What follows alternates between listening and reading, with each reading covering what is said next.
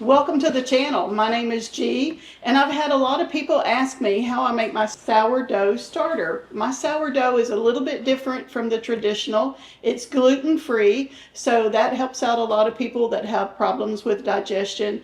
And it's a little bit thinner than your standard sourdough starters. So today I'm going to start just from the beginning and show you how to make a sourdough starter. So you're going to need a jar, a clean jar. You can use a mason quart jar. This is a quart and a half or so, a little bit bigger.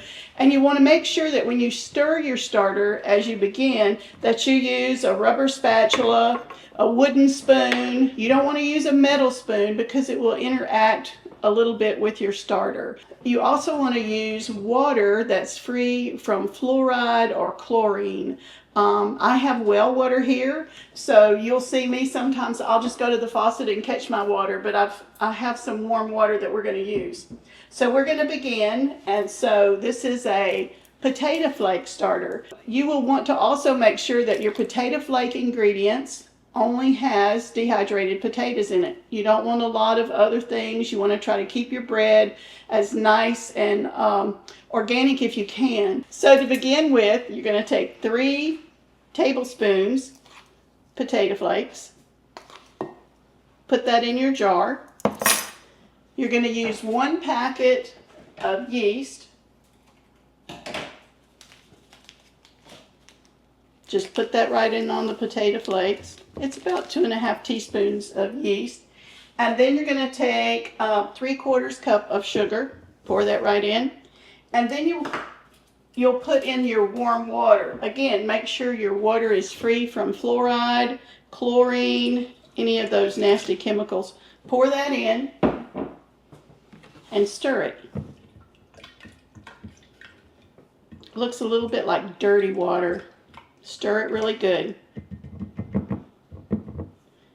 Then you're going to cover it loosely. Because your starter is live, you don't want to put a plastic wrap or anything tight. You don't want to put a jar lid on this because it's going to bubble up in your jar, and so you want to cover it with something loose. I use coffee filters.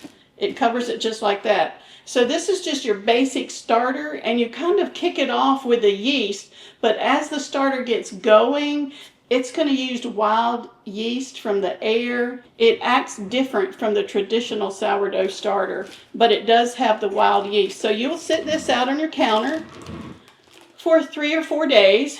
Every day, stir it well. Use that wooden spoon or the spatula. Every day, about every 24 hours, you want to stir it really well. After it's set out on your counter from anywhere from 3 to 5 days, you can uncover it, stir it really well. Then you can add 3 tablespoons of mashed potato flakes, 3/4 cup sugar, and 1 cup of water. Stir it really well. Then you can put a cover on it. I put covers with holes in the lids. You can use saran wrap, but make sure you put a hole in it because it can go ahead and keep bubbling. After you've fed it, then you're going to store it in your refrigerator. So now we've made our first starter together. You can sit that out on your counter for 3 to 5 days. And make sure you stir it every day. On the last day, make sure you feed it and then store it in your refrigerator. So that starter is finished and ready to sit out on my counter for 3 to 5 days. I've chosen to do this type of sourdough because, number one, it is gluten-free. I can add either traditional bread flours, I can add all-purpose flour, or I can add gluten-free flours to this. And that way I can help people make their own bread that's gluten-free and it's in a healthier version for your diet. You can use discard from this sourdough just like you use discard from other sourdoughs. This sourdough discard, though, is a little bit thinner. So you would either need to decrease the amount of starter that you use or increase the amount of flour that you use. I've made anything from muffins to cinnamon rolls. I've made English muffins on top of the stove. There's just a large variety of different kinds of foods that you can make. Probably one of my favorites that I make are the cinnamon rolls. Also, the potato flake sourdough starter is a little bit sweeter, and the bread loaves are not quite as dense. They're a little bit more aerated, and they're a little bit fluffier as you bake those out. And again, the sourdough is really good because it has the probiotics, prebiotics in it. It's good. It's better for your digestion. And just think about it. You're making it at home, and you know the ingredients that you're putting in your breads. You can add anything that you want to your breads. One of our favorites is a Greek or a Mediterranean bread that I do, and I add garlic powder, onion powder.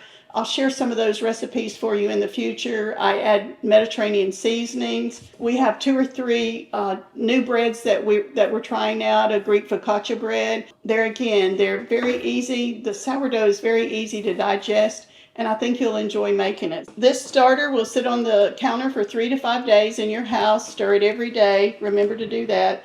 And then at the end of the 3 to 5 days, you're going to place it in your refrigerator. Just leave the top very loose in your refrigerator.